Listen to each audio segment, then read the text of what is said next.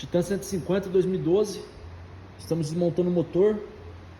Tá com barulho aí, rapaziada. Dá uma olhada pra vocês verem, ó. A quantidade de folga.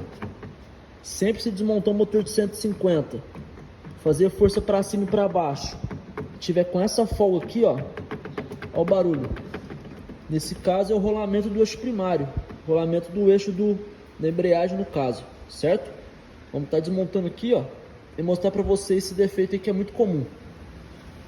O eixo do virabrequim tá firmão, sem folga nenhuma. O balanceiro também tá justo. Viu que tem folga no eixo primário, pode desmontar, que isso aqui é um sério risco pro seu motor, hein?